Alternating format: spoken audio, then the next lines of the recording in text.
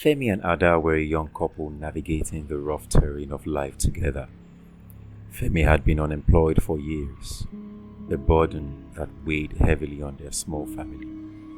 Ada, resourceful and resilient, had kept them afloat by selling goods. A small trade, though barely profitable, had been their lifeline. However, in their current location, Ada's business struggled due to low patronage, leaving them more desperate than ever. One day, Femi received a miraculous opportunity, a job with a decent salary at a corporate office. Their financial solution began to improve rapidly, and for the first time in years, they felt a glimmer of hope. Ada saw this as an opportunity to revive her business. She proposed finding a better location where her goods could sell more. Femi, grateful for her unwavering support during his unemployed years, promised to help. After weeks of searching, Femi had a conversation with his boss, Mr. Ainde, who graciously allowed Ada to set up her shop in front of the office building. It was a prime location with plenty of foot traffic, and the rent was so minimal that it felt almost like charity. Ada's business thrived in the new spot. Customers flocked to her, attracted not just by her goods, but also by her charm and warm demeanor. Femi and Ada celebrated this newfound stability, thinking their struggles were finally behind them.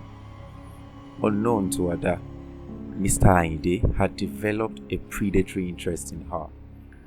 Ada's beauty and success seemed to have ignited something sinister in him. One day, he called Femi into his office.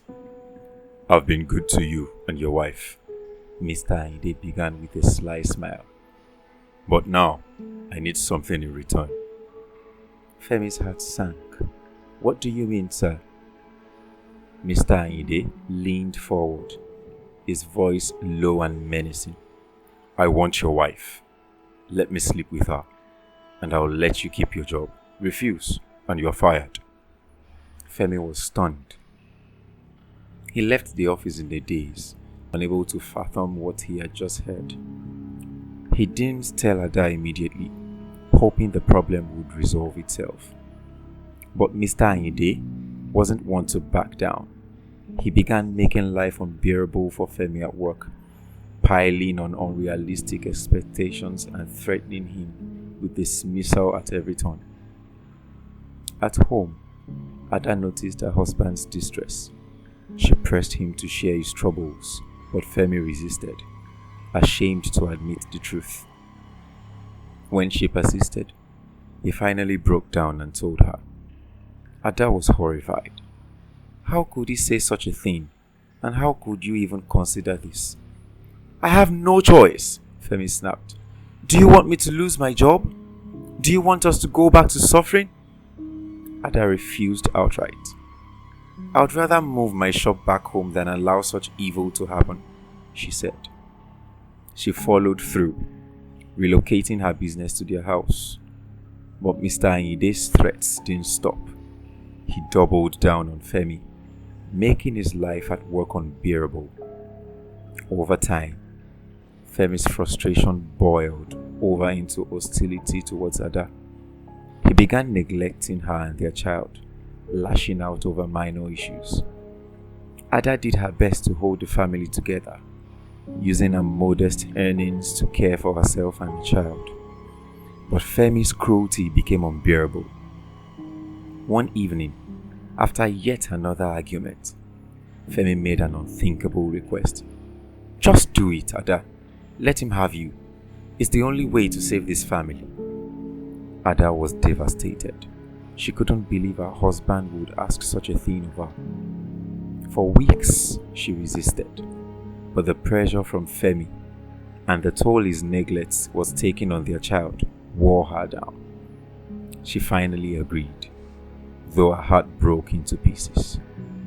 Femi informed Mr. Ainde, who wasted no time setting up a meeting at a hotel.